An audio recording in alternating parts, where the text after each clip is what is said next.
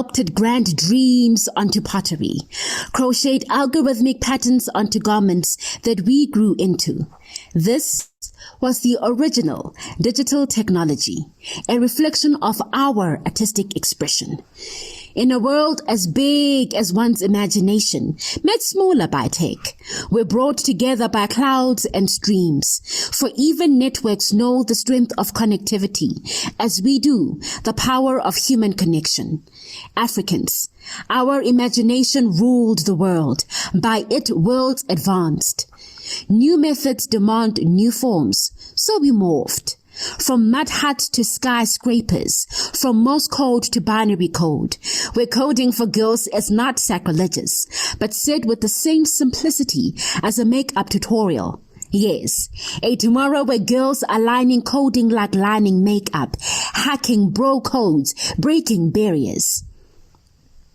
Background has never birthed intelligence and talent, nor be they the DNA of privilege. If you can dream it, you can code it, debug and refactor with every binary, not restricted by a mouse, keyboard or data. Be it in a leafy suburb, downtown CBD or the township. Creativity your currency, your mind a mine. With evolution, the tune never changes. We just dance to it differently. Memory is stored in feeling. This flow is innate. There is no mathematics to the sound. But we have always known this.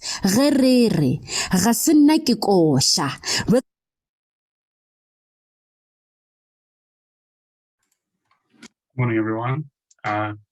Thanks for joining us today and welcome to the event titled Learning from the eThekwini Edge Open Data Portal Evidence-Based Decision Making in Action. My name is Jonathan Wilson.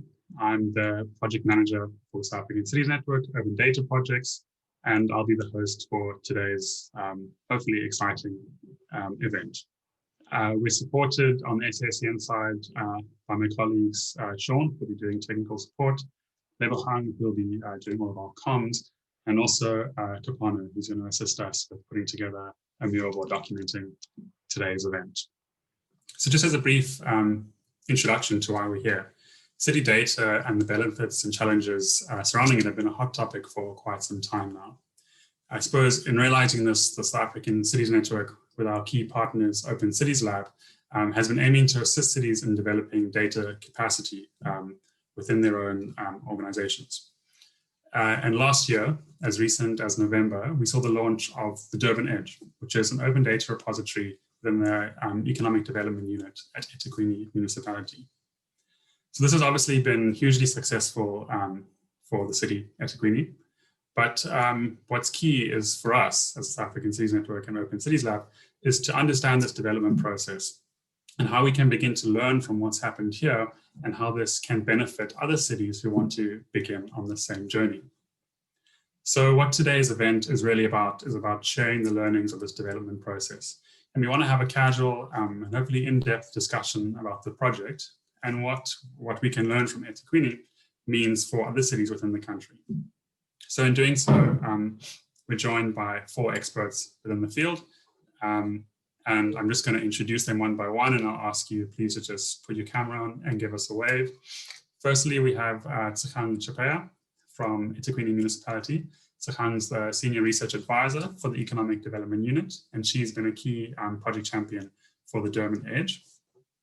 Secondly, we've got Joanne Parker. She's the director of a company, Lumic, and she'll be representing Open Cities Lab today. And she's been another key project and delivery champion for the Durban Edge. Thirdly, we've got Tulufelo Kupedi from the city of Ekurhuleni. Tulufelo is the divisional head of city intelligence and long-term planning, and he's going to be providing insight as a practitioner in another city who's begun this journey with OCL and SACN. And then lastly, we're joined by Luke Boyle from the Urban Real Estate Research Unit at the University of Cape Town. And Luke is a researcher on open data portals across the country. So the session is going to be split into 4 parts. In each sort of section, we're going to screen a video clip from a documentary we put together. And Sean is going to be posting a link to where you can find the full documentary, should you wish. And we're going to have a Q&A directed at our panelists, just to really unpack in more detail and try and learn as much as we can from this experience. Towards the end, we have dedicated time to questions from the floor. But I do encourage you, please, as the session goes along, please feel free to post a question in the chat, and we'll address it where relevant. We do want to make this a very sort of interactive session as much as possible. So please feel free to ask away. So without further ado, I'll stop talking. But just before I screen the first video, my colleague Sean is just going to put up a poll. And while we watch the first video, if you could please just participate in this poll that Sean's going to put up. And these are just to try really get a sense of the room, but also for us to understand better how this process is working. I mean, we understand it's a very new process as of last year, November, but we really just want to get a sense of who's in the room and what the understanding is. So, and lastly, if we have any technical difficulties, please bear with us. But great, so while everyone is doing that first poll, I will just bring up the first video.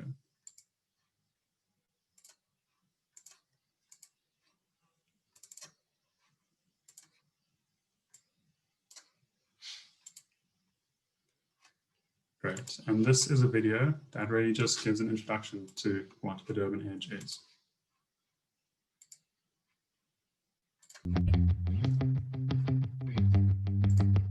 eThekwini municipality has become the first South African city to make its data open and accessible in an interactive platform. Data that was previously very difficult to access, find, or interpret.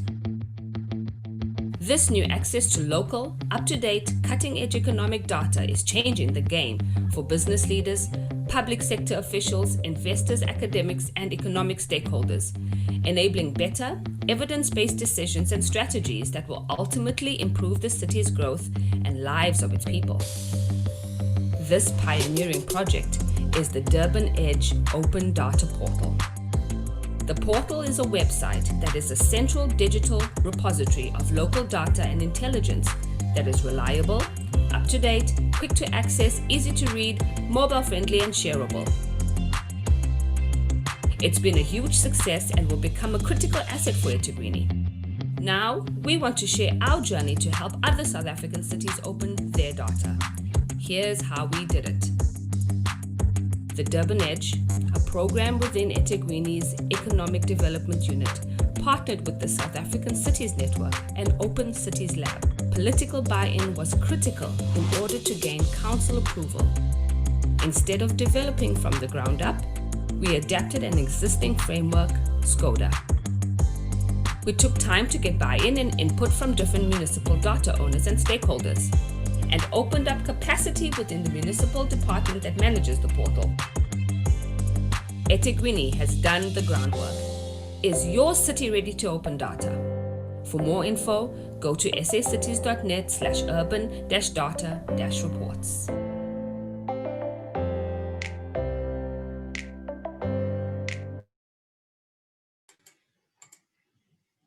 Great. Thanks, everyone. Just going to end the polling.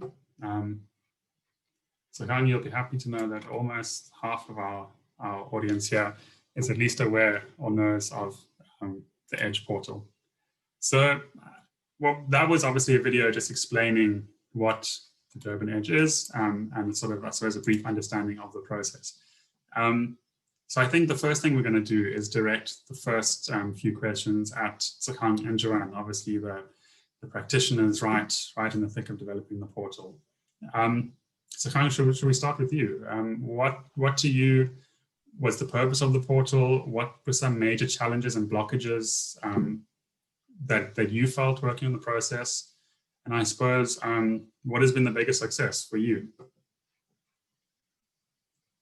Thanks, Jonathan, and thank you everyone so much for logging in. The portal is really something that's very exciting for us. So the purpose of the Open Data Portal, the Edge Data Portal, was to open up economic information and economic insights to economic stakeholders who have an impact on any level on the city's economy. We know obviously that city data, people would know that have ever used city data, whether it's for academic reasons or for informing their decision making as economic stakeholders, it's often very difficult to access, and you have to know somebody on the inside, and you have to know how government works, and you have to know all of that. So the purpose of this was to be able to, for us to be able to break down all those barriers so that we can provide economic information so that the economy can operate faster. The other thing is that we know that we know where to find global economic data. Everybody knows the websites, World Bank, Open Data Portal, etc. And the same is true for South African data as well. But usually when you get to the local level, it's hard to access and it's hard to make informed decision making or informed decisions because you don't know where to find the data.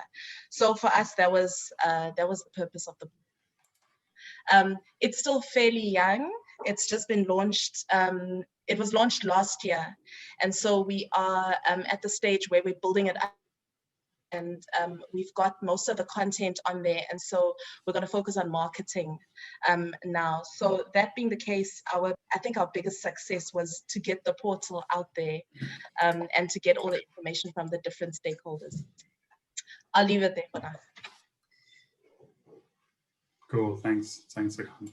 Yeah, I mean, there's lots of challenges. So I suppose just starting the journey and taking an initial stab at it is a big success in itself. Joanne, from the sort of OCL development side, do you have any comments? What have you seen have been the major challenges and blockages, and what do you see, if it's anything different from what Sekang's seen, that's been the biggest success in this journey that you've walked from the beginning? Great, thanks, Jonathan. Morning, everyone. I think fortunately there haven't been any major blockages because the portal is up, as Sekang says, it's running, and I think it looks really great. And I think working with SSCN and eThekwini municipality has been a really sort of enjoyable experience. I think if some challenges maybe are around delays, so delays along the whole process, so developing content, designing, developing. I don't think often, because it's all still new, we underestimate the time that it takes, even for the smallest sort of data story to go through that sort of content creation, editing, design and development process. And I think the nature of the portal is that we require urgent, up-to-date, quick information to be released. And when you're going through that process, that's often a month or two delayed. It's obviously not ideal, but I think what we're working towards is getting the capacity within the eThekwini team, ideally, to remove the dependency on Open Cities Lab. And I think, you know, the design and development skills require specialist skills, but I think the aim for sustainability and in order to prevent those delays is to really start to build a data science team and internal to eThekwini. With regard to successes, I think just the sustainability of the portal is a huge success. So it's been about 2 years now, I think, maybe a bit more, but less. And the portal's still going. It's been not only launched, but Sekang and her team are constantly updating the portal. We've constantly got new dashboards added. We're busy designing electricity dashboards. We're busy designing 6 new data stories. And the team is always adding data. So yeah, I really think I've been really impressed with the sustainability of the portal to date. Cool, thanks, Joanne. I mean, one thing that's been interesting for me with this project has how it's started sort of within Sekang's unit, Economic Development Unit, and now through that success and through showcasing how this kind of portal can benefit the city, it's now sort of expanding further. But something that you mentioned that I found quite interesting was the time things take, and also the need to sort of build capacity for sort of data science within the internal team. I mean, this is something that we've seen in the city of Cape Town, who has a dedicated sort of data science and analytics team. So Kang, I mean, I'm putting you a little bit on the spot here, but I'm wondering if from your personal experience in your unit, have you felt any difficulty into trying to develop this capacity, or what's been the biggest block for you as a practitioner within a city to be able to sort of resource or hire in these expertise? I think for us, the biggest challenge was that you don't know what the challenges will be until you start the project. So we initially thought that the biggest challenge would be just getting the data on the portal. And so we spent a lot of our energy internally speaking to the different departments, getting them to give us the data, etc. And then when we had the data, we realized actually there's a whole system and capacity, and there's just a whole new type of thinking that you have to take into consideration to get the information on the portal on time, and not just the one time, but every single time regularly, for it to become something that is reliable for people to use. So I think on the one hand, there is the data science that's an issue, but on the other hand, I think it's more than that. It's you just need people that are free and able to collect the data, to get the data ready on time, to get, you need somebody who's able and free and has, a lot of capacity to be able to handle that whole system. I think for me, that has actually even been a bigger challenge than some of the things that we consider challenges, like your data science and all of that. So yeah, that's been the biggest challenge. In fact, that's something that we're working on at the moment. But yeah, that's it. Cool, thanks, Sikan. I see we've got two questions coming through from the audience. The first is from Lucy.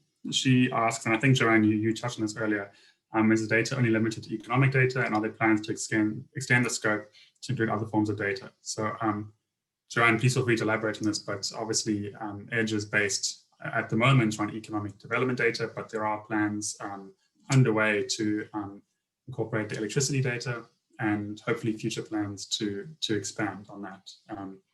Johanna, I'm not sure if you want to add, or if that sums it up. I think maybe Tekhang, you're the best person to comment on that. Yeah, the data is economic data because it falls within the economic development unit, and that's really the mandate. But having said that, there's so much other data that is relevant for the economies. For example, we've got, Joanne has mentioned and Jonathan has mentioned electricity data. Electricity data, although it's not economic in and of itself, is an indicator, electricity consumption is an indicator of economic activity, especially with everything happening with load shedding and the studies that need to be done on the impact of load shedding.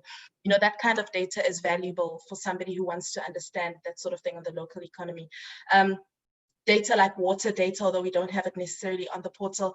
We've got data like, what is this, rates data. So how much is the city collecting from different properties throughout the city? That's not economic in and of itself, but it tells you where economic opportunity is. It tells you where the commercial properties are, where the residential properties are, where are the nodes, where's most of the money coming in from the city. There's labor there, so there's so much, and it's not necessarily economic in and of itself, but they're all indicators of economic activity. So the answer is yes and no. It's economic, but it's not only economic. And yes, we do have plans to expand. Thanks, Sikan. My colleague Lepopang has just messaged me to say, I made a mistake in saying, please post questions in the chat. Can I please ask everyone to post questions in the Q&A?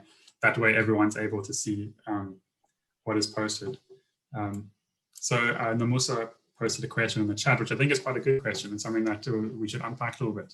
Namusa asked, what are the different team members that are responsible for design and content, and how many are there? What are the expertise they possess? Are they all employed by the city? So I think, Joanne, I mean, this would be a good time for you to respond to the OCL team and the capacity, and obviously everyone there that works on this. And then Sikan, afterwards, if you could sort of respond to your capacity within your team, and then perhaps we could also talk about the sustainability of this and where this goes in the future. Because obviously, Joanne, I know that with the OCL team, this has been quite a big discussion of what happens. So Joanne, do you want to start with that, please? Sure, yeah. So in the Open Cities Lab team, there is just one designer currently. Then we have front-end developers. So if there's content, goes from the designer to the front-end developers. There's two of them at the moment, but obviously these, only a small portion of their time is dedicated to Edge. They work on numerous projects.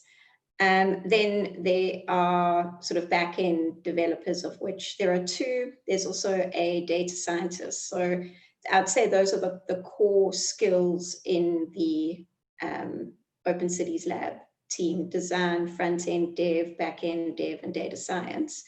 We actually did put a document together, which we've been sharing with cities, which looks at the sorts of skills in more detail that's required to run the portal internally.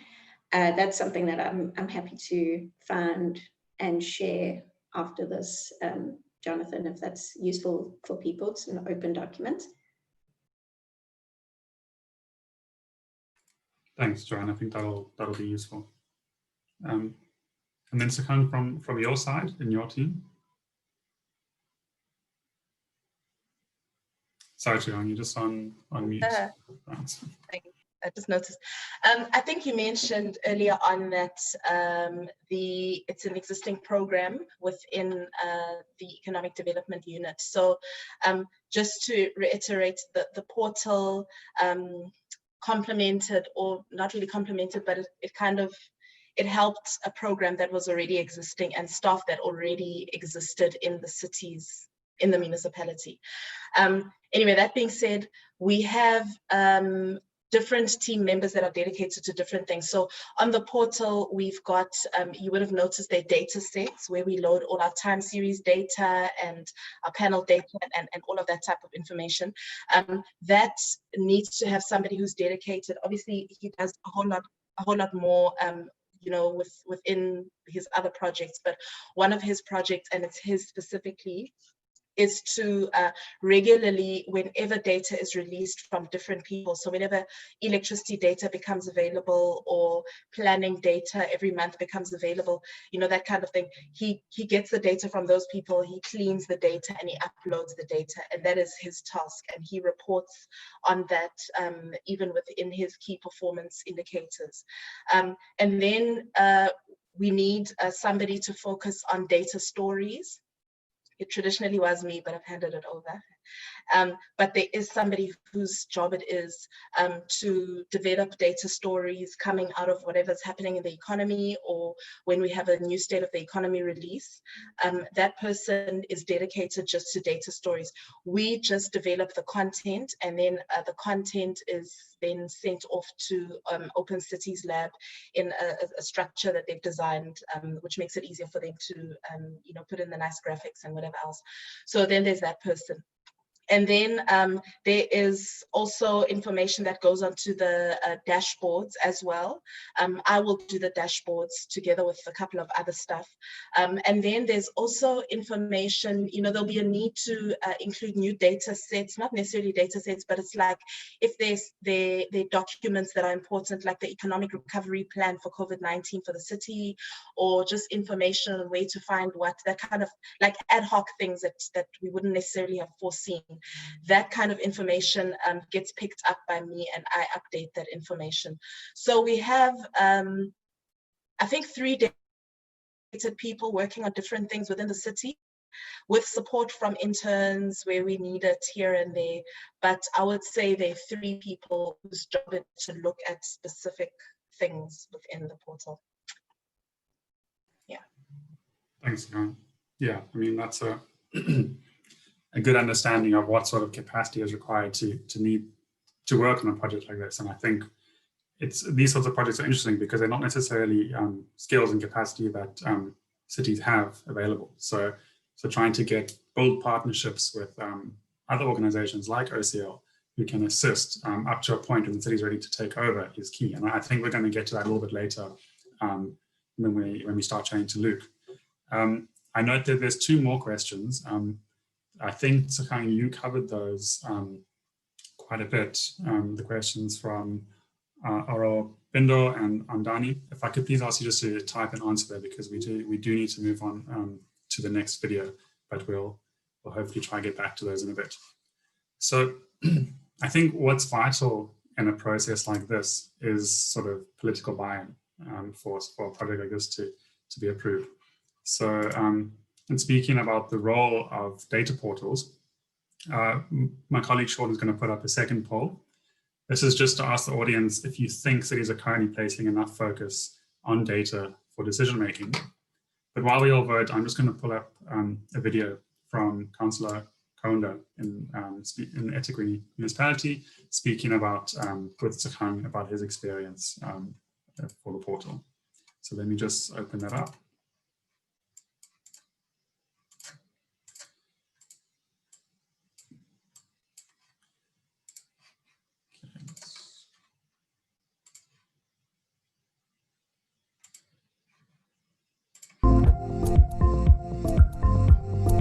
Well, there's a lot that Durban Portal can play in terms of our economy or in terms of what is happening in the city. What is important is that we can also able to do a survey and able to get the views from the business community, even from the public at large, on various issues, particularly when there is a SONA, when the president have announced the guidelines, what will be the leading issues. Those issues, you can able to access it on the portal. We can also hear your views about it, because most of these things affect the cities.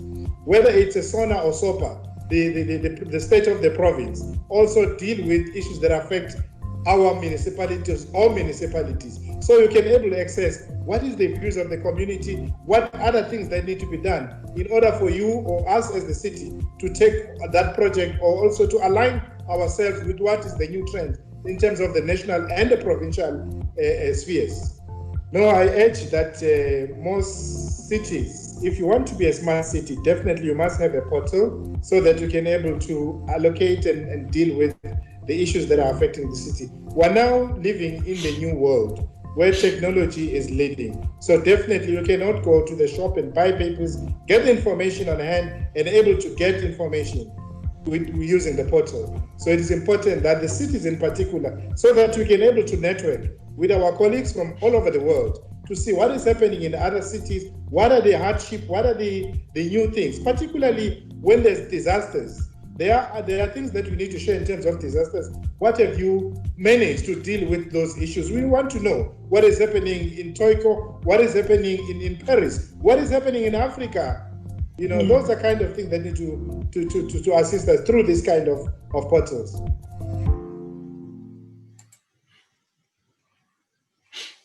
Great. So I'm just going to end the polling.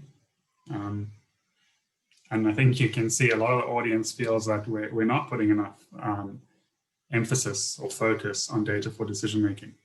And I mean, I think that's why it's great to see a video there by Councillor Kaunda, just understanding the value and the importance of portals like this. And I think, Tsegang, I mean, you'll probably definitely say having his support in this project has probably been vital to getting it this far. So what we're going to do now is we're going to speak to our 2 city practitioners on the panel, Tsegang again, and also Tsolofelo from the city of Ekurhuleni. And what I'd like to ask you is, I suppose, sort of is build on what Councillor Kaunda has just said. Ask you, Tsegang, how has this portal helped you gain access and information for both the city, but also to communicate with the citizens? Secondly, if we could just touch on how you've used this during the pandemic and how having a portal like this has helped you in the recent months. And then I suppose I'd like to turn to Tsolofelo afterwards. Obviously, Ekurhuleni is going on the same journey with ourselves and OCL now. So how do you see, Tsolofelo, the role of a portal like this for yourself at Ekurhuleni in doing those same things and sort of getting access to information for both the city and the citizens? Obviously, we didn't have this in place for the pandemic, but I mean, I suppose something to touch on what Councillor Kaunda was mentioning at the end there is how does this fit into a sort of smart agenda for the city of eThekwini, and what does that mean? So kind of should we start with you, please? Yes, sure. So how has the city provided access to data for its citizens? I kind of mentioned this before, but just I think the big we were having, one of the challenges that we were having that led to the portal was that we were getting a lot of requests for data because we used to produce information in PDF files, like in magazine kind of format. And every quarter we would update the information in a PDF file for that quarter. So we would get requests for time series data, or we'd get requests for people, some people developing apps and needing electricity data, or was it water? I can't remember. And other people needing to do research, whatever. So I think the portal really assists in that it provides the data in a way that we don't have to respond to individual requests. It makes it easier and convenient for people to access the data. But secondly, there was the issue with COVID-19. We noticed obviously that our usership of the portal shot up during COVID-19, and that's because we were putting a lot of valuable information on the portal, like how to access the funds that government is making available, who do you access if you're from a specific sector for those funds, what is the economic recovery strategy or economic recovery plan of the city? And we even had a poll. I think Councillor Kawunda mentioned a poll that we had. We had a poll where we were asking people what the impact of the pandemic was on them, and we used the results of that poll to then develop some of the economic recovery plan responses. All of that went onto the portal so that it could be used by other people as well and accessed by those people as well. So yeah, I think it really provides one place where you're able to access information without all the requests coming to us individually, and it's convenient for the people that are using it in the city. Awesome. Thanks, Sivan. Tsolovelo, over to you. I mean, what are your thoughts from eThekwini on a city that's currently undergoing this journey? Yeah. No, thanks, Jonathan, and good morning to everyone. I think for us, one of the critical things, it goes to the question we are asking now, whether cities are doing much to use data. And I think, the pandemic has really enforced on the cities to use data for decision making. And fortunately, for us, we used a lot of data through the food bank that the city had established. So that was our one real practical example of, knowing where our indigenous communities are, those who are not in the SASA system, and so forth, and making sure that there's sufficient relief in terms of food security that happened, particularly during the hard lockdown measures, level 5, as well as the shutdown. So, my sense is that one of the benefits as a city practitioner is that the pandemic has really imposed upon us the need to use data for decision making, and it's good. However, of course, we have had some challenges in the process, and I think one of those key challenges for us is that the mining of the data, and I think Tsakang raised the point that you'd assume that data is there, is available, and it will be easy to put it up.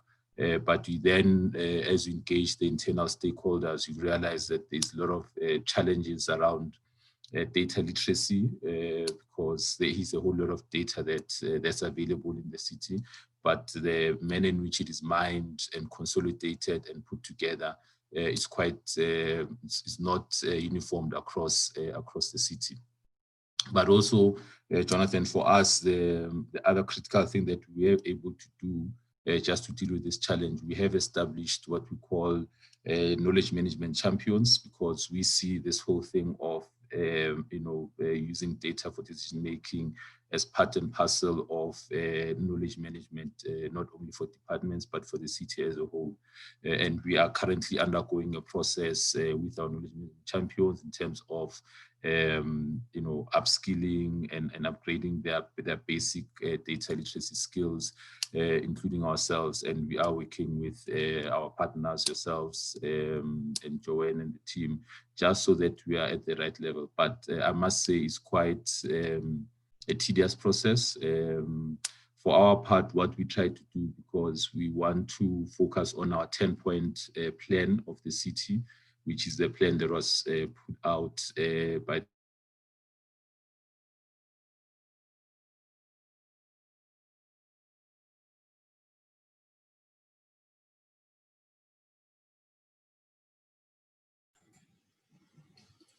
I seem to have lost Solofelo.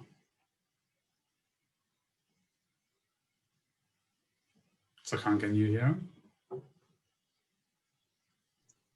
I can hear clearly. I've also lost him, but he's just saying, it's like, yeah, he's saying everything that we've been going through as well. Yeah, let me just, I'll just send him a message. All right, there, he's back.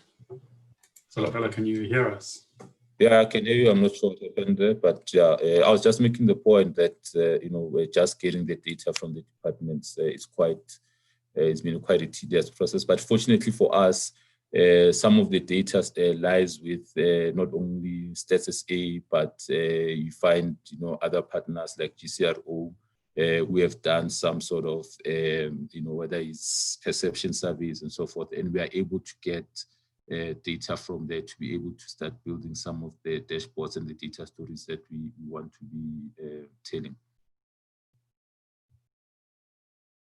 Thank you, Jonathan. Great, thanks.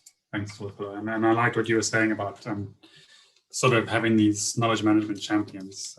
I think something that we've discussed over the past few months in various dialogues like this is, I think cities sometimes get stuck when they bring in too much new capacity and they don't really know how to work with that new capacity. So I think it's very important to sort of work towards understanding what capacity you have already and upskilling that capacity as the sort of processes and the organization grows through a new process.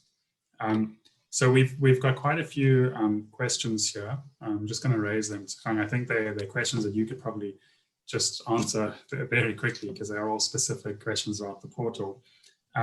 So Lucy asks, and I think we're actually going to get to this in the next one. So I'll just read it, but we'll address this when we speak to Joanne and Luke next. But it's one of the advantages. She says one of the advantages of open data is to encourage participation. How is the bottom-up approach being encouraged? In other countries where developers are designing apps and competitions are even taking place to encourage innovation. So I think we'll skip this now because I think we will get to this in the next one. Nialeti asks, is there any special agreement regarding the publishing of third-party info on the portal, in particular data from licensed databases? So I think that's perhaps your IHS as your context. So do you have just a quick response from Nialeti?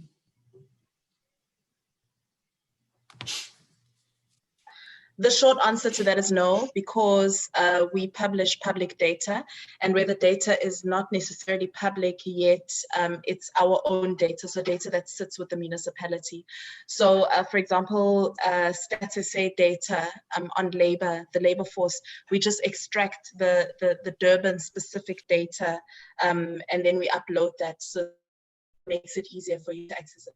Otherwise, electricity, all of those other data sets sit with the municipality. So yeah, there's no need to do that.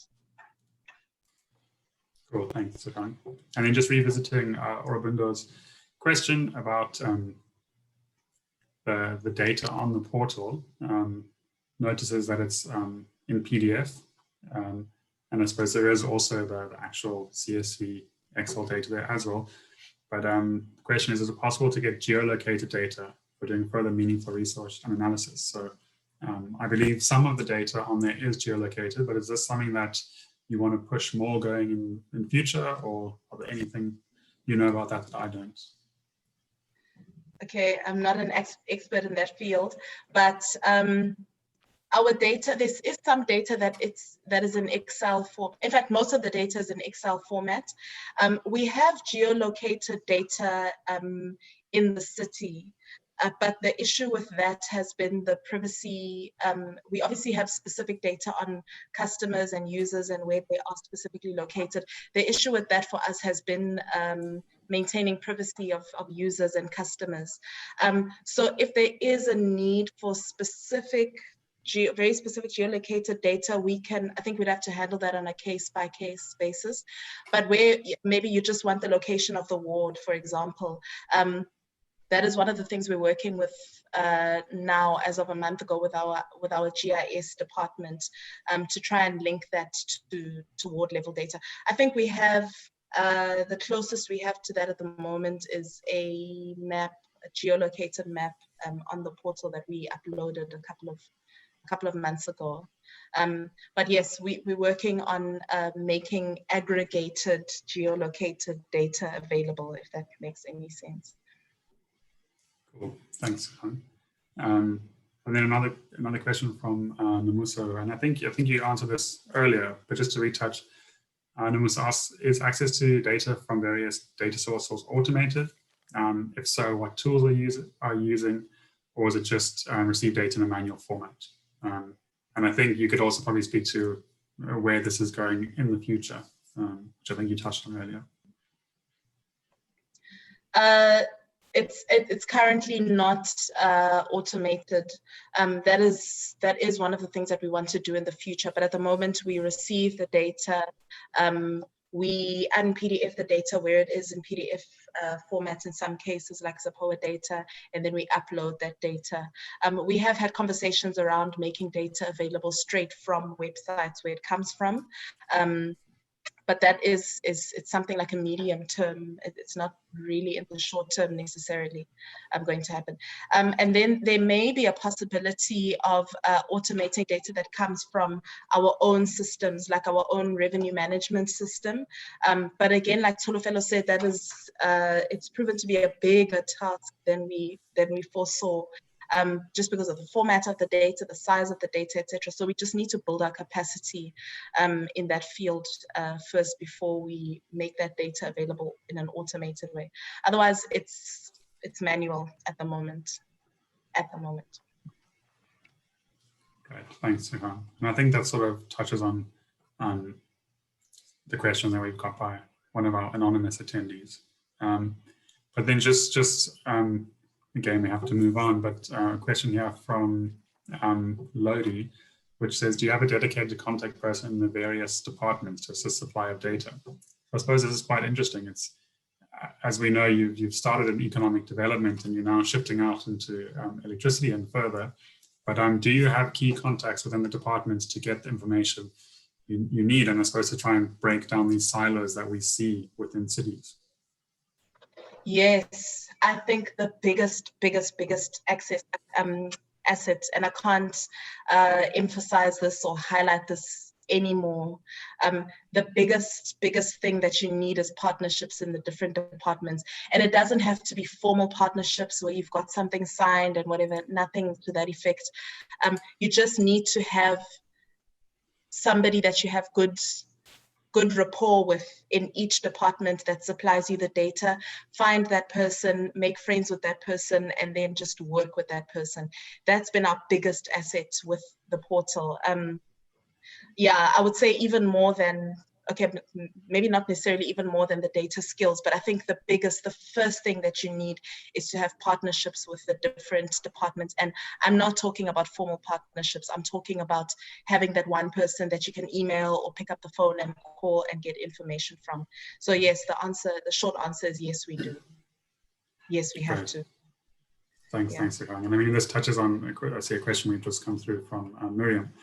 It says, are there different departments in the metro setting up systems for increasingly automated and geolocated data collection, so as to phase out the manual data entry process? And I mean, I think you touched on that. I mean, I do know from some of your colleagues in other departments there is this sort of journey towards getting automated data collection from all the departments.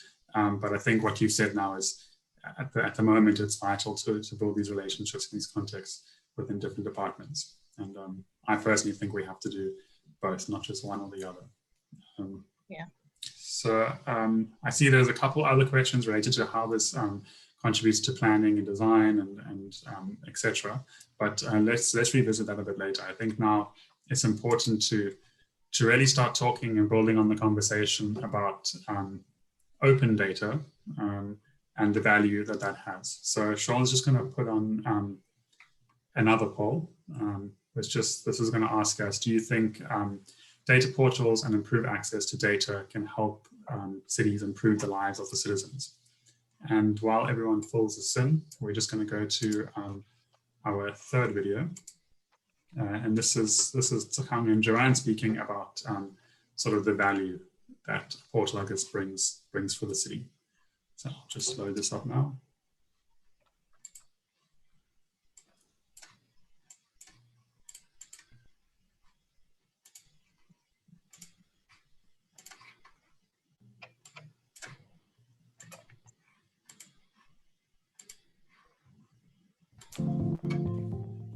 The portal has offered stakeholders in the city an easily accessible way of contacting the city for economic issues and an easily accessible way of finding economic information.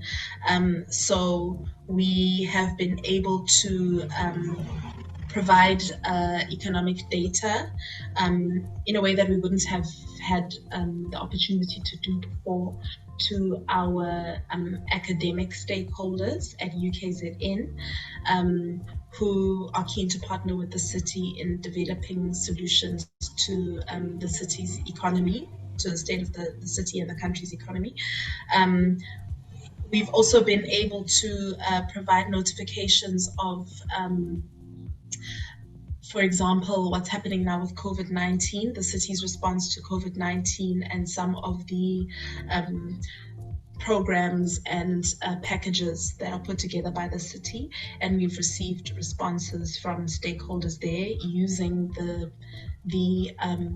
system of the portal, using the help button that is on the portal. So the portal has already brought a lot of value to the city. I think it's brought credibility to the city. So just being able to say that they have successfully launched and have a repository of up-to-date economic data is important for the city, especially as the trends move towards smart cities, open data, the importance of data in our time. And the fact that they've done this really gives the city credibility and shows their intention with regard to keeping up with this trend. Also, it's already broken silos that exist within the city. So the act of asking people for their data to go onto the portal and meetings where the portal's been presented have all gone a distance to building bridges and building data bridges. So I know that the Edge team, through exploring data in the city, have found data that they didn't know previously existed and have formed new relationships with data owners within the city that they didn't have before.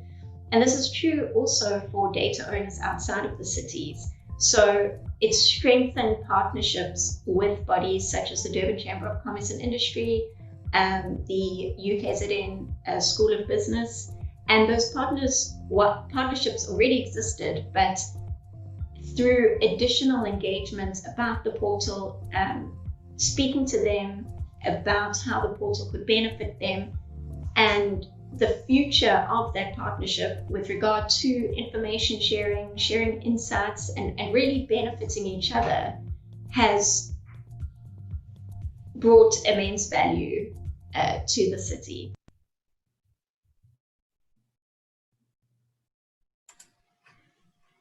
Great. I think that's, I suppose, reaffirmed some of the topics we've already discussed earlier. But it's great to hear some of the value of something like this. So the next set of questions I'm going to direct at Joanne and Luke, and perhaps we should start with Luke because we haven't heard from you yet today. But I think now what we really want to do is get directly into the open data side of things. And here you can see the poll results. Sorry, I forgot about that. And I think it's unanimous within the room that data portals can improve access to data and can help cities improve the lives of citizens. And I think we should get to this towards the end of the session. But going back onto the open data side of things, so as Luke and Joanne, questions I have for you, what is the value of driving an open data agenda? Luke, I mean, can you share some examples about, in your experience working with or researching in different cities, how open data portals are changing the culture of data management? And I suppose this touches on what Joanne mentioned towards the end of that video.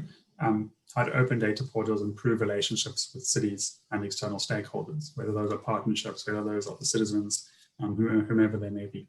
So Luke, over to you. Sure. Morning, everyone.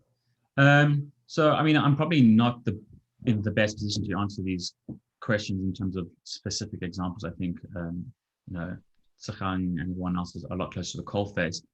But I almost feel that open data portals are an example of kind of changing culture around data. People think about kind of open data as an end goal, but it's actually, there's a whole lot that goes on before you can even get a portal online. And that represents a change in culture within city governments. And then, Jonathan, you mentioned City of Cape Town and their data science team. I think that's also a really useful example and can give some insights that they've really been able to demonstrate some value along with the City of Cape Town's open data portal. And they've been able to demonstrate to various other departments in the city the value of data. And now they're busy implementing a citywide data governance strategy as a result of these initiatives.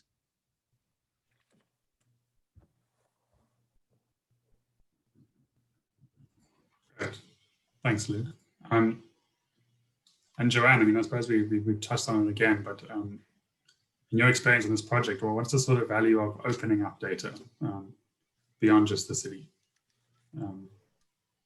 Sure. I think the value of opening data is varied and immense, but maybe to just touch on 3 things. So I think, it removes the barrier to accessing data. So people talk about data being a new currency or the new oil. And the last thing you want is another situation like with natural resources where people have been exploited, and particularly African people. So, we need to acknowledge who the owners of the data are, and that is citizens and people in many, many instances. And removing the paywall and making data more accessible and understandable means that the people who own the data can access it, which is at the end of the day essential to a functioning democracy. So yeah, I don't think that the value of open data portals can be overestimated with regard to the impact on livelihoods.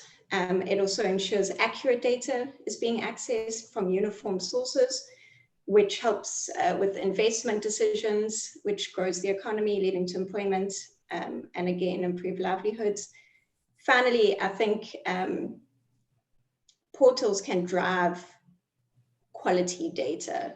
And I think this is something that we've experienced with eKuruleni as well. As Cholofelo was mentioning, there's been a real tedious process of getting data into the format that's required for the portal, and the portal's based on international best practice and good data standards. And so I think opening data means subjecting data to good data practice, which is, I think, enormously valuable. Great, thanks, Joanne. I mean, I think touching on that, for me personally, one of the great ways I see Edge has been set up, which is quite different to some portals that we see for data, is the way in which the usability changes. It's sort of the data sets themselves, just the raw data for people who want to access this and play around with it themselves. There's the sort of the dashboards that give you a snapshot information of what's going on in your city.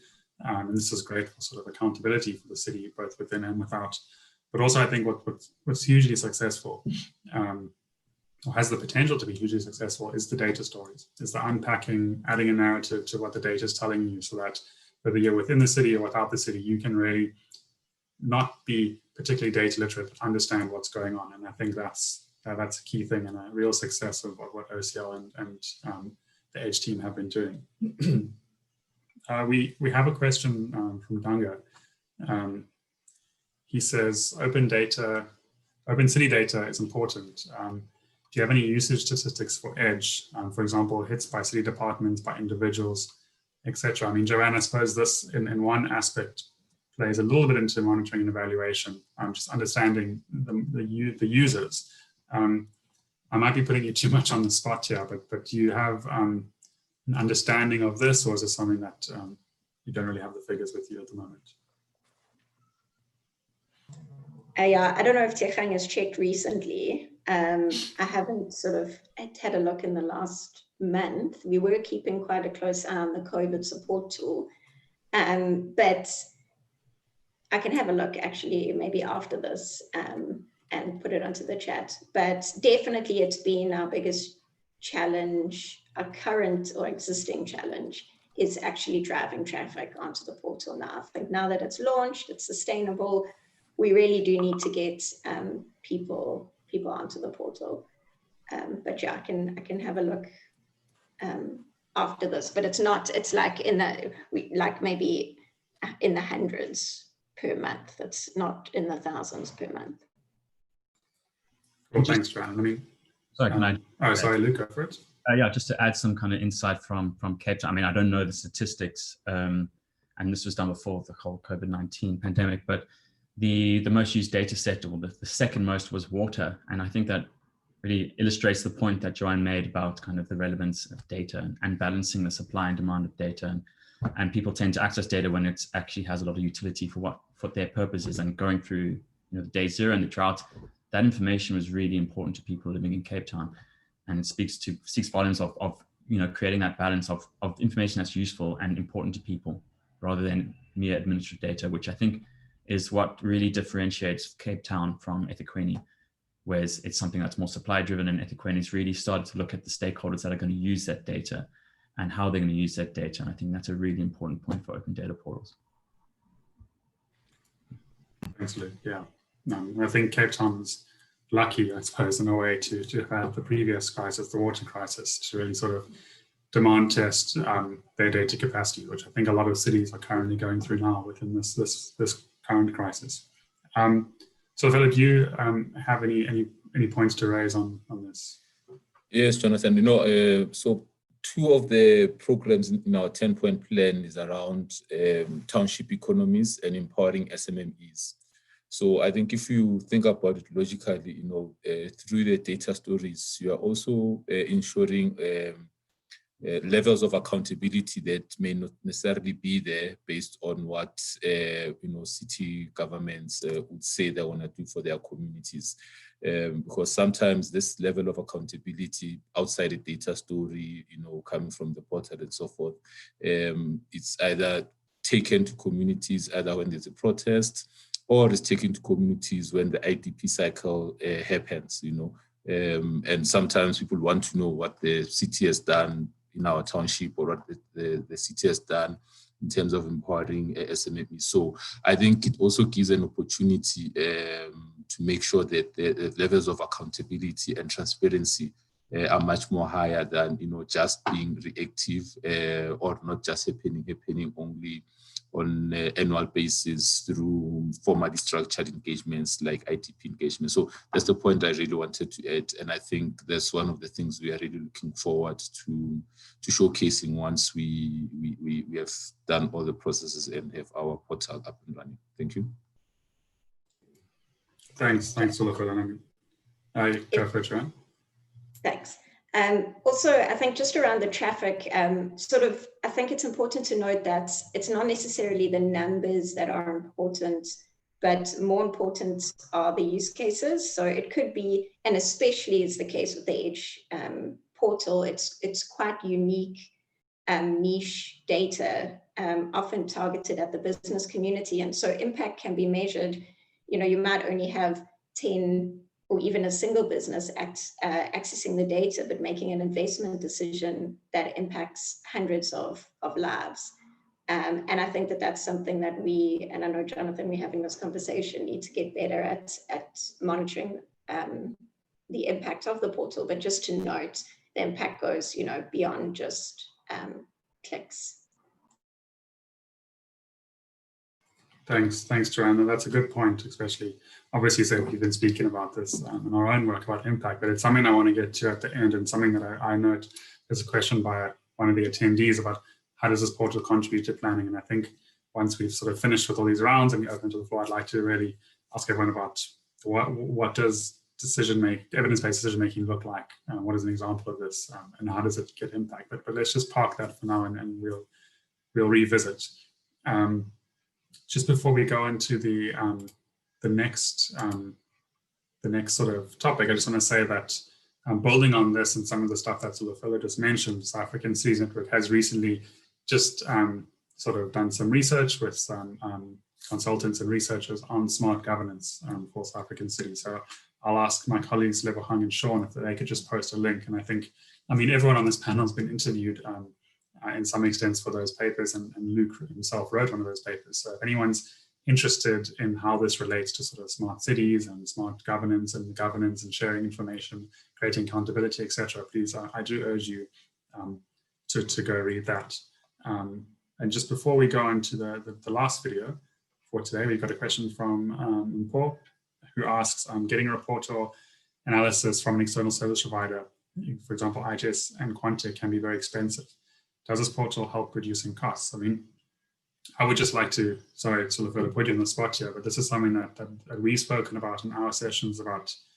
You've mentioned the city has so much access to data that they just aren't using. I was wondering if you wanted to just answer that question on your thoughts on how this portal can be beneficial to reducing costs of private data vendors. Sorry. Yeah, my view is that it's more cost effective, for the city to reskill and upgrade existing skills around those who are responsible for departmental data, as it were. So, for instance, typically in a municipality, you have a department that will do their own business plan, and in that business plan, you'd have a whole lot of indicators and so forth. And then there'll also be metro-wide indicators and SDBIP. So that is where we mine most of the data from. Both in the quarterly reporting processes and the monthly and yearly reporting processes. So it's much more beneficial for the city to, upskill the skills that those people have, and continuously train them, what we are calling the knowledge management champions, unlike just relying on a service provider who, in essence, or in real terms, takes the data that you are continuously, tuning out, and then they go and package it, put particular algorithms on it, and then sell it back to you, and it can be very expensive, because this is the data that they'll also get, some of the base data they'll get from Stats SA and so forth. And honestly, that was one of our key motivations of saying, look, we can't keep spending millions and millions of rands getting economic data or population data from various different service providers, when this is data that is, in the main, comes from ourselves, but also comes from other state agencies like Stats SA. Let's rather train and have internal capacity and work on it. The unfortunate part is that some of the skills required, data science analysts, they don't come cheap, but there is value in terms of continuously, upgrading yourselves and so forth. So I would definitely agree with the comment that it's better to do it yourself. And the good thing about it being open data is that the learning and the skills, if you've got a dedicated team, it can happen with some relative speed, unlike just getting a consultant, buying, they give you a data story that you can simply tell, and then you pay them 250,000 a quarter. That's just ridiculous in my view. Thank you. Thanks, Philip. Yeah, I think there's definitely lots of value in developing this sort of capacity, these sorts of tools in-house. So I think what we're going to do now is head over to our last video for today. Sean's just going to put up our last poll. This asks you, what is the biggest challenge for cities in developing open data portals? And what we're going to do in this last session is just unpack lessons for cities, lessons from this project, lessons for cities who want to undertake this work. And to do this, we're going to watch the final video with Tsekhang's head of department, Ajib, sharing what he thinks are the biggest lessons for cities going on this journey.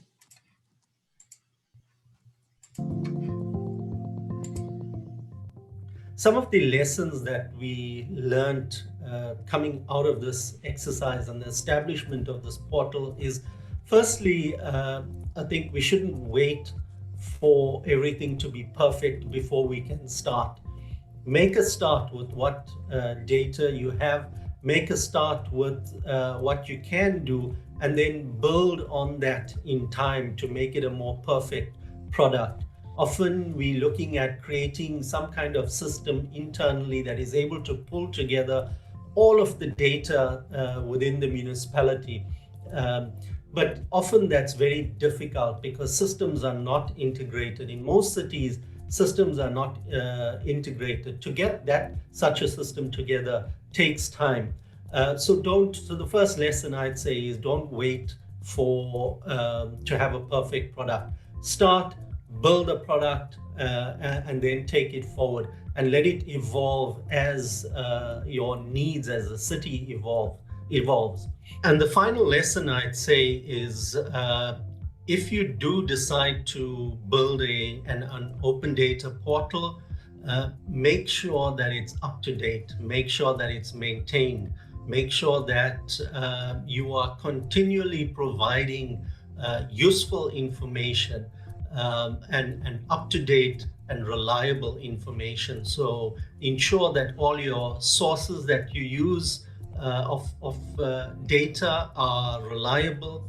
Ensure that you keep it up to date, and also use it as a tool, as a platform upon which to engage with stakeholders, so that it's not just something static. It responds to the different needs that may arise from time to time.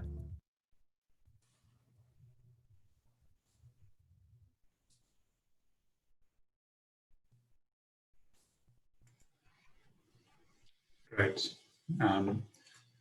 Wise words there from Ajib. I mean, I think something that we found, specifically working with cities, is the inability sometimes to innovate. And I suppose city structures can be at times set up in such a way that to start small and to start quick and to just get something done can be a challenge. With sometimes cities want to get everything in order before developing. So I think that's something that we need to try and shift about how we think about these new types of projects. So just showing the results. I mean, it's fairly mixed, but two consistencies come in here. It's not financial resources. The biggest challenge is technical capabilities and political will to do the projects, which I suppose sits at odds with everyone saying that this sort of work is vital. So for the last Q&A, we're going to speak to Tsolofelo and Luke. And I suppose we've covered some of this before, but I mean, Luke, I would like to ask you what value you see partnerships playing in developing data portals. I mean, I know you're doing research on this at the moment, and the EDGE has been a key partnership between OCL and SACN. And then I suppose I want to ask you, Tsolofelo, as well. I mean, you obviously starting this journey. How are you developing this process? Is it I suppose it's more the sort of not ad hoc, but the starting small and expanding from there. I mean, with your department, it's different, basing in knowledge management. So just a little bit of an understanding on challenges you've faced, how partnerships have helped you to start the process, etc. So, Luke, should we start with yourself? Sure. Yeah. And just the point of those videos, I think they're really great and informative. And done a lot of the work for me. But yeah, I think, you know, as is the case with eThekwini and Ekurhuleni, you know, partnerships are critical. City of Cape Town have been able to do and kind of provided a data portal in-house, but that was still kind of hinged on a lot of partnership and a lot of outside help. But yeah, I mean, what's come up is that there is limited kind of capacity, and there's, you know, data science and data management and data governance are quite new concepts for municipalities. And there isn't really a kind of an established skill set around those concepts. And having, you know, a partnership with Skoda and SSC's network and OCR, it really has helped to kind of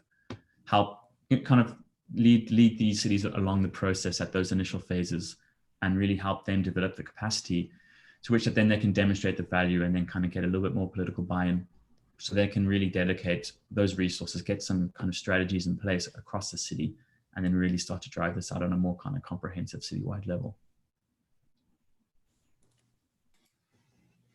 Great, thanks, Luke. I mean, I suppose just touching on that and your experience, what do you find is more beneficial, or is it different? But the sort of the approach where you start small and expand from there, or the approach where you sort of wait until all the structures are in place and then you implement citywide? Yeah, from having insights to kind of both Cape Town and eThekwini, I would say it's certainly more kind of, especially for the South African context, more beneficial to go incremental.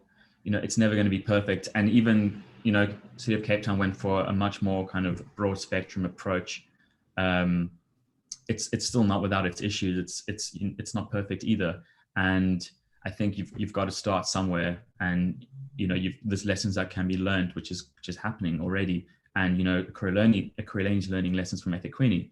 And if eThekwini waited for 5 years for it to be perfect, you know, there's no learning exchange, there's no knowledge exchange there. So I think it's definitely the way to go smaller, more iterative, you know, start small, pilot, grow from there, demonstrate the value, build up the political will, and build up the institutional buy-in. Yeah, definitely. I mean, the City of Cape Town's also received help from partnerships. I mean, most recently the Prosperity Fund project. So it's not as if they're doing it all on their own as well. But it is interesting to see the two different approaches and how these manifest. Solofelo, do you want to come in here? Yeah, so I think for us, particularly partnerships, I don't think we'd have gone as far as we have gone now without the technical partnership, for instance, with yourselves and OCL. I think that has been quite critical, you know, to get us to a base where in our maturity stages we are able to move forward. But also the other partners that are critical, particularly where we don't have specific data. And I think we found this out as we're going through some of the programs where we want to start telling data stories, is to engage GCRO specifically as a partner who, you know, has some raw data, and we sit with them. We have established something we call data labs with them, where, you know, we get some of their raw data, because, you know, unlike with other, you know, people, we are not buying the data from them. It's data that they've taken from the city, and they're using it for other purposes, whether it's a call survey and so forth. But that data sometimes is useful for us. But the long and short of it is that it's a really iterative process, you know, and it needs, you know, a lot of patience as we go through it, because patience also, Jonathan, within the context of our own governance arrangements, you know, so only now recently, when we, you know, started giving a push, we have agreed with ICT that we must do finalize our data management strategy, right? And the data management strategy, while our ICT department can be the enabler of it, you know, we need to look at, you know, empowering departments to be able to start managing their data in a particular manner and not leave it as a systems issue, and I think and have it more of a process issue in that departments must have the freedom to be able to, through the data management strategy, to capture that data in a way that will also enable us to put those data stories on our dashboards and build our dashboards and everything else.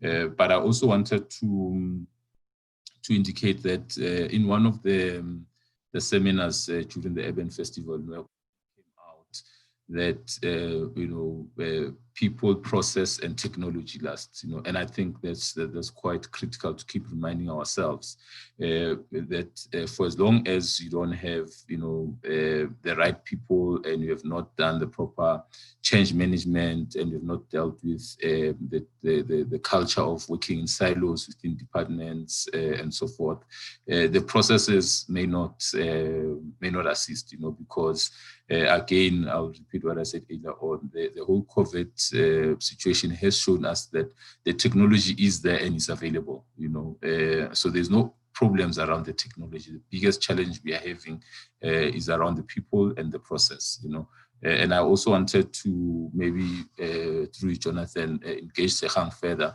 because she made a point earlier on that you must have partnerships internally, but they don't have to be formalized, whether you have, as long as there's someone in the department you can reach out. But I just wanted to find out from her, from an institutional point of view, how sustainable does that become? Because if you rely on non-structured partnerships or non-structured relations, you may find that at a particular point, the person has either moved from the department or is no longer there, and you don't institutionalize the whole aspect of working with data and information and knowledge management within the organization. And I'm not disputing the value that's there in unstructured relations. I think it's quite useful. We have seen it with some of the departments we've worked with, but the additional thing of institutionalizing it, I just wanted to find out from her, what is their sense? Will they be doing that, or are they gonna just rely on the informal relations? Thank you very much.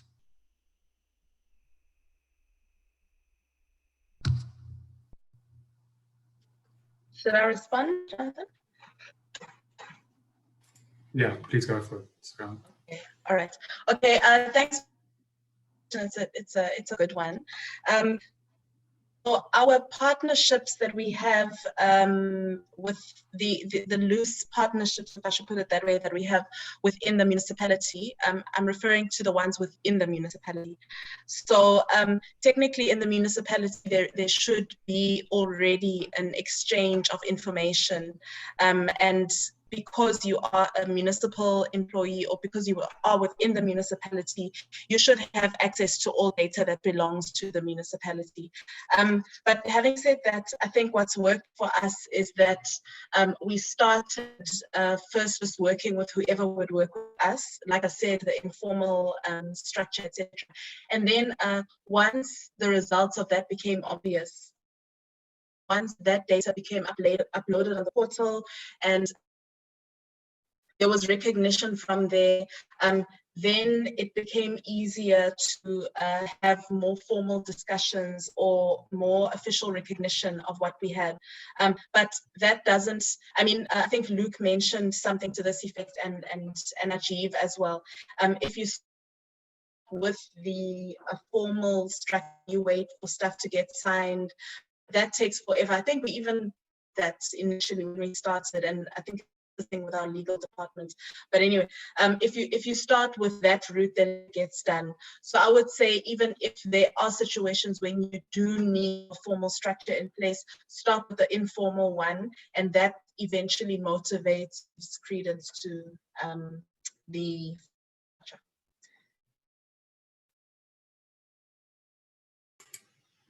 Great, thanks, Sehang. And I suppose building on that, I see there's a comment come through from Stacey Lee, who notes the notion of learning and iterating is important. As everyone said, you cannot wait to get things perfect. and there really is value in learning from one another. So I think sort of what I've definitely seen in my capacity and what we see at SACN is unfortunately, and this is understandable, cities can at times be incredibly risk adverse. There's often a difficulty to innovate and to break through existing structures. So I think what we're noticing in projects like this is that the partnership aspect is key, the informal aspect is key. Tsekhang, I suppose you've been sort of very good and successful in being a champion to get this project within your department and for it to, through I suppose your work and through the work with OCL, to get that to access the correct political will, to get it passed through council and launched, etc. So this sort of top-down approach is something that I think we do need to encourage further, and we need to try and find the right people in the right cities to have the willingness to innovate before getting perhaps every structure and every system in place. So what we're going to do now is open to a Q&A. I think the attendees may be able to put up their hand and ask a question if they want. I know I have the ability to allow attendees to talk. So please do that if you want. Otherwise, post it in the Q&A. If there's any burning questions you have before we close. Something that I would like to see, and maybe just if I could take the first question while we answer the first question while we sort of wait for hands to go up. But I just want to ask each of the panelists, maybe this is too broad, maybe putting you too much on the spot, but what does good evidence-based decision-making look like? We had a question earlier about how does the data portal impact planning and design? But we always speak about evidence-based decision-making, but in your experience or in your city or what you want to achieve, how do you see data driving decision-making to all our panelists, and what does that look like? Tsekhang, you're the furthest ahead with this. Can I start with you? And welcome to be as brief or extensive as possible. Sure, okay. Evidence-based decision-making, I think for me is, it's, where there's a need, it's firstly that there is the recognition that the best way to make decisions is to make decisions based on actual data that's existing or actual evidence that's existing. And then secondly, before the decision is made, requesting that data. It sounds a bit obvious, but that kind of process or system in most situations and in a lot of cities just does not exist. And I think Tsholofelo mentioned something similar where he said during COVID-19 there became more recognition for the need for evidence-based decision-making. The same thing happened with us as well.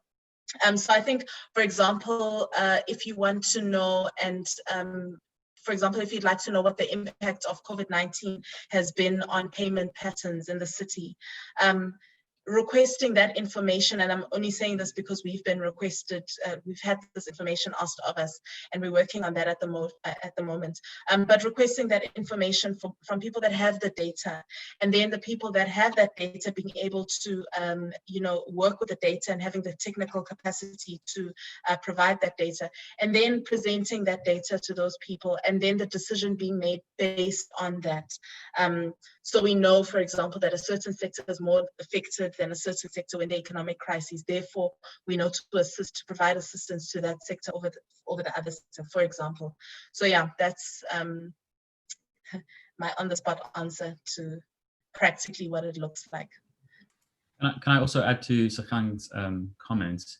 I'm obviously not involved in the kind of municipal system, so my perspective isn't going to be as kind of operation focused, but from the research that I've done, a lot of the kind of decisions that are made, it's and particularly say around budgets and things like that, it's whoever shouts the loudest, and isn't always obviously the most informed way of kind of distributing resources.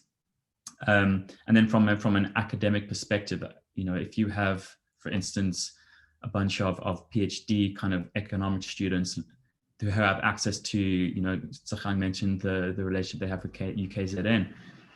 There's an incredible resource that you have that can really kind of glean some very valuable insights that cities just don't have the resources to be able to do. And you're really crowding in intelligence and unlocking those resources. And this doesn't necessarily have to be from an academic perspective. It can also be, from NGOs that are working on the ground in communities that have a very clear idea of data about certain issues in a community that they can use to support governments in making more informed decisions about certain issues in a community. Thanks, Luke. Yeah, I mean, that's vital. It's not just about the process within the cities, but also how the cities engage with other stakeholders. And I mean, I suppose building on, I think there was a question about this earlier about, has any research been done into the impact, I suppose, for the lives of citizens? And that's a vital thing that we need to ask going forward and find hopefully ways to measure that. So we know what evidence-based decision-making can look like, but how do we measure the impact for the person on the street, the person whose lives we're hoping to affect? I think that's a challenge and something that we would hope to address in the future. Absolutely. And that's something that's come up through my research, is that a lot of it is kind of motivated through economics. And there's a significant amount of value that you can have in terms of having more empowered citizens. And it's a lot harder to articulate that and kind of create tangible values and assign them to that kind of impact. So yeah, I think there's definitely work that needs to be done in that regard. Thanks. Great. I see we've got a hand from Hendrik, but I'll just hand over to Lufelo if you want to respond. See your camera's on. Yeah, no. Just to answer your question directly, I don't think I'll be long. Look, I think what it looks like is like what the city did, for instance, on food security during lockdown, because based on GCRO data, we're able to know where the most vulnerable communities are.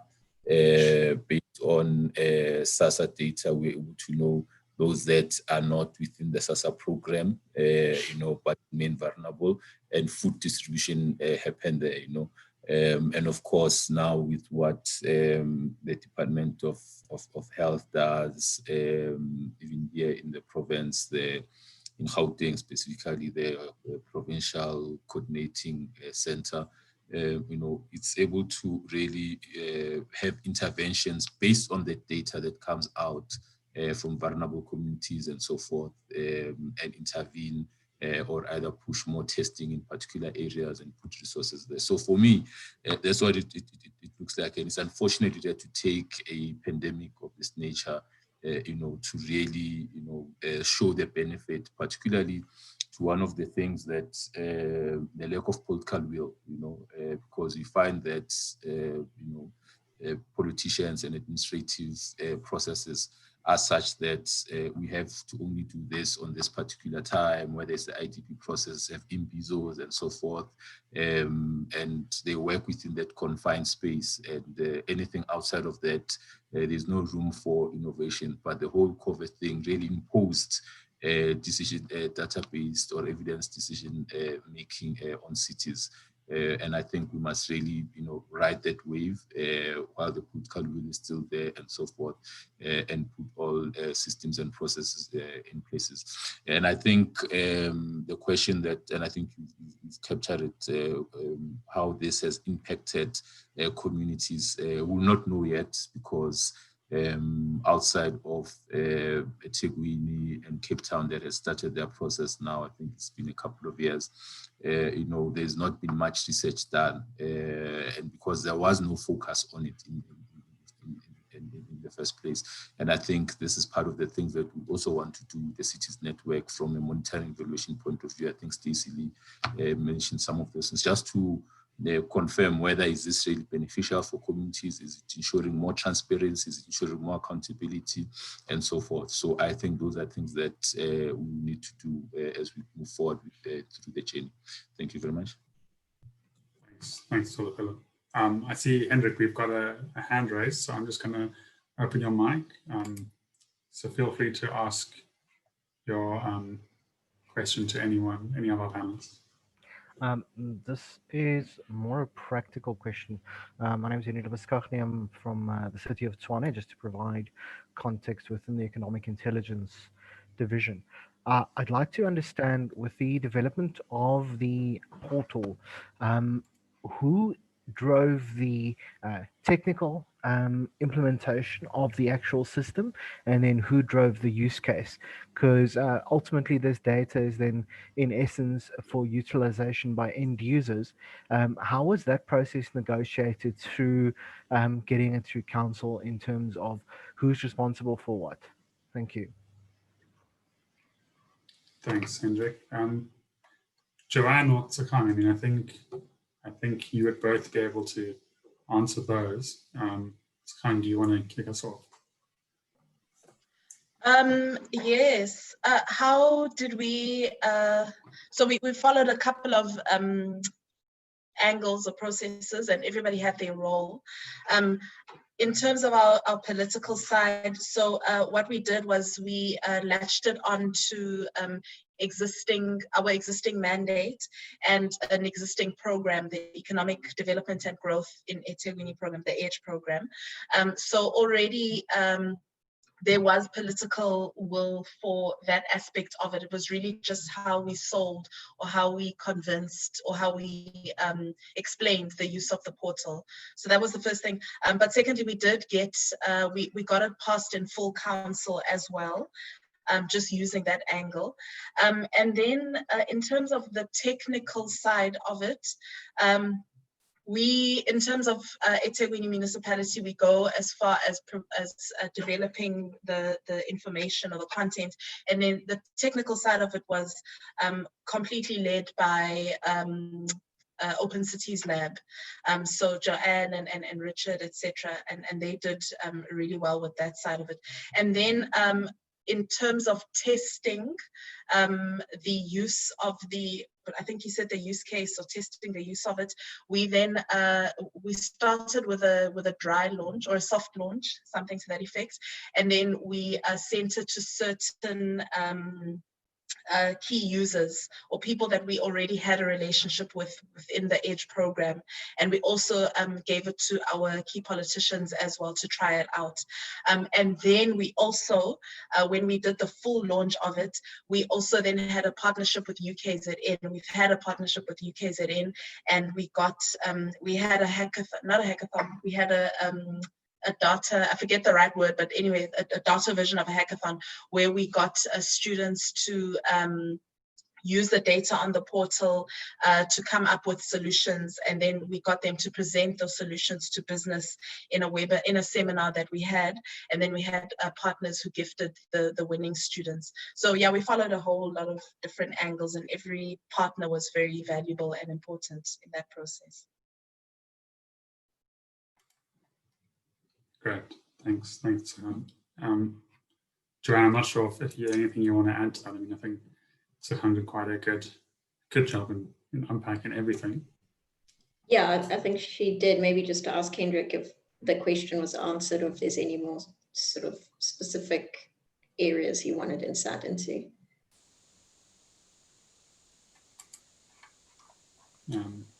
No, thank you, Joanne. The only thing I actually want answered with respect to the technical aspect is there's this big question, or there's this misnomer, because such a system is based on IT platforms. It needs to solely be driven by IT or group ICT.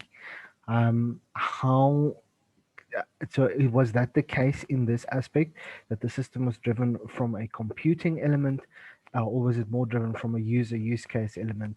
And then it's just trying to understand that, because there are issues surrounding that we're trying to solve at the moment, and I'd just like to find out the actual experience. Thanks. Okay, it's a good question, and I think it's something that a lot of cities that we are working with are experiencing, is sort of the, where do we put portals within IT or within the sort of business units of the municipality? I think it's a very interesting topic and useful question. With regard to eThekwini, I think, because EDGE already existed, it already had its own brand, and it was already producing quarterly publications, it was much easier to just place the portal within that existing ecosystem. So it never really went through the IT route. It was always driven by the use case that had already been publication. So this portal was a little bit different in that way, but I would say in general with the portals that we're developing with SSCN, it's very much use case. Even Geolocated will speak to their portals also not going through IT, it's going through their knowledge management unit being driven by their 10-point plan, which again is a different use case. And we put a lot of effort into sitting with Tshekgang and the team and with Geolocated and the team to understand who the users of the data are going to be, what is the message that they're trying to send, and designing the portal appropriately to respond to those needs. I mean, from a technical perspective, the CCAN portal obviously already exists. It's best practice for open data portals. So that system was there and it's just been adapted then for the city use cases. I hope that answers your question.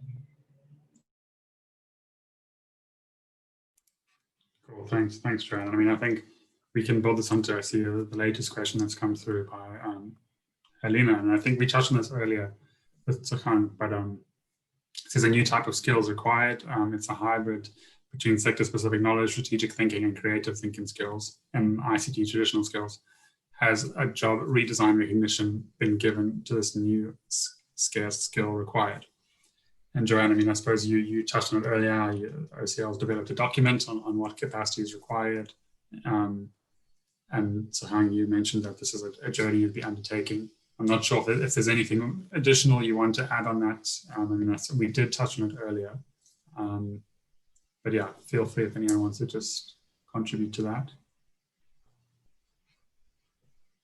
Yeah, so firstly, I just wanted to say a quick one, Jonathan. I honestly don't think there must be a contradiction, between those that must ensure that the system integrity or ICT system integrities are in place within being IT in the main, and those that are using the use case and are using the data for business intelligence, or in what in our city we are calling city intelligence. So I don't think there must be a contradiction, but I think it requires, that whole thing that I raised earlier on about people. It requires at the leadership level, both politically and administratively, for there to be an acknowledgement of that these two things are not contradicting each other, and ICT must ensure that there is that enabling environment that's secure, but business must be able to lead, and of course, in our instance, to the colleague from COT. City intelligence is located within the strategy department. So the whole approach is taken from a strategic level. And I think, once there is that appreciation both at senior, at leadership level, between political as well as administrative, then the whole issues around job redesign, recognition, will start coming through. And I think those of us who work in municipalities would know the difficulties that would always be faced with once you start raising job redesign, because it's got its own challenges, and people may not have been adequately skilled. They would have been employed for particular jobs and so forth. So that has its own challenge. But at first, you need to have that sort of buy-in, total buy-in, both politically and at senior management, to recognize that. So I just want to say, Jonathan, I honestly don't think there should be a contradiction. I know it does happen where ICT would want to insist, but how you manage that relation with your ICT guys, which I think we have tried to do ourselves in Ekurhuleni, is quite important. And part of that management is also including them on the journey. So I think it may be a challenge or a mistake if a city undertakes the process of doing a data portal and it does not include ICT in the journey. So we have included ICT in the journey. They know exactly what we are doing, and I think in the very first few workshops we had with Joanne and them, we had one colleague joining us from ICT, but we also continuously have engagement with ICT, around what we are doing on the data portal, and I think that's quite critical. Thank you. Thanks, Philip.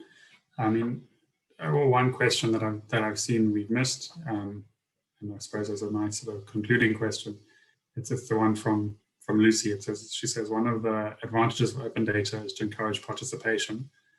How is the bottom-up approach being encouraged? And she gives some examples of how this is taking place in other countries. And Sukhan, I'd like to direct this at you. I mean, I think we've covered it in part. You mentioned the data quests that you did.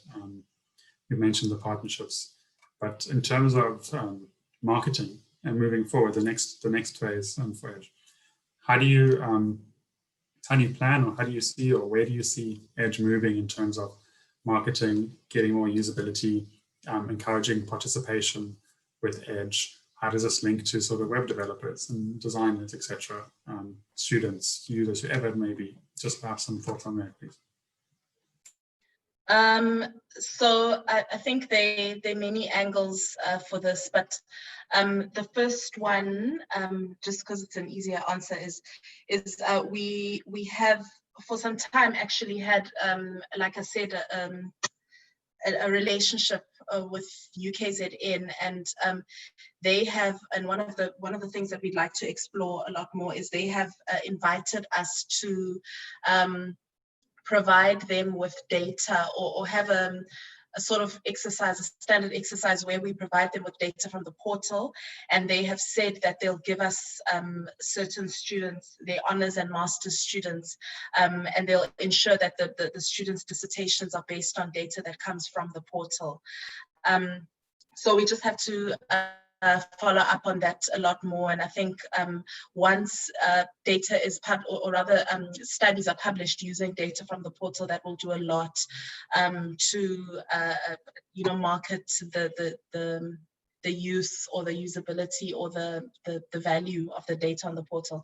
So that's the one aspect. But the second one, which we are we've just recently, like about a week ago, gotten a service provider for this. The second one is one of the most important ones, which we initially overlooked, and it's that there's a need to, whenever you release data or data stories, to then market this information on social media, on different social media platforms or different platforms. And we've recently gotten contracted a service provider to handle this, so that whenever we release information, it coincides with a release of marketing of that information. So yeah, I think that is one thing that can be overlooked when you have a portal. You focus so much on the content and the technical aspects and the skills and the whatever, and then you overlook actually getting the information out there and marketing the information out there, which is like the point of it all. So yeah, that's our approach going forward. Cool, thanks, Sukhan. I see we've got two comments. One from Richard, who, for those of you who don't know, is the head of Open Cities Lab. And he says, I think it really depends on the state of ICT, the ICT function of a city and the positioning of the champion department. In ICT, good practice. Business needs to drive enterprise architecture, but in some cases, ICT is lagging and requires transformation on its own. And so the city needs to continue the data interventions alongside ICT transformations. In many global examples, new departments or units that are close to city management / leadership is set up to help both the business and ICT innovate and modernize. Okay, well, there's quite a lot of comments coming through. Another one from Aurobindo, which says, very important to dovetail the domain experience of the user department and the technology to make the data available to larger community within and outside the organization. More decision-making / innovation will open up as long as the various departments sit across the sectors. The various data sets across the sectors is made available. Let the data be encrypted / aggregated to main the privacy and security issues, as Philip highlighted. the business intelligence is very critical to cut across the whole strategic levels of the organization as well as its application areas. This is a long one. There are several potential users within and outside the organization. The city should explore how data can be made available to leverage on the expertise available within and outside the organization. These days, several apps can be built in and plug in the open source software to provide interesting insights on city intelligence and analytics. And yeah, thanks for your insight, Richard and Aravinda. I mean, there's another one there, but I'll leave that for everyone to read for themselves. So thanks, everyone. I mean, I originally planned for this to be an hour, but luckily we set aside 2 hours. I think we've had some great insight today. So thanks firstly to all of our panelists who've given up your time to chat about what is a really interesting project and a vital project that we believe cities should be unpacking further. And this is vital work to drive evidence-based decision-making for impact within our cities. And thank you also to all our attendees for asking questions, for noticing comments with great insight. I think it's been great to have this sort of interactive session where we can come in and we can learn from a successful project and understand what are the key things that we can take forward in other cities and what are some of the challenges we can try and avoid.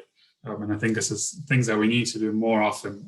We need to learn from other cities, their mistakes, their successes, and how things are done, so we can figure out how we can do these in other cities. So yeah, I mean, I'm not sure if anyone of our panelists have any closing remarks you'd like to make. Please feel free to jump in. But otherwise, I think we'll just end there. And yeah, thanks everyone for joining. I think it's been a very insightful session. Please feel free to follow the links that have been posted in the chat. And we will be sharing a sort of mural board that my colleague Kapano has been updating throughout the session to try and capture some of this insight. And then Sean will also be uploading this onto the SSC YouTube channel. So if there's anything you want to go and unpack further, feel free. So great. Thanks, everyone. And have a good day further. Thanks, everyone. Thanks. Bye. Thanks, Jonathan.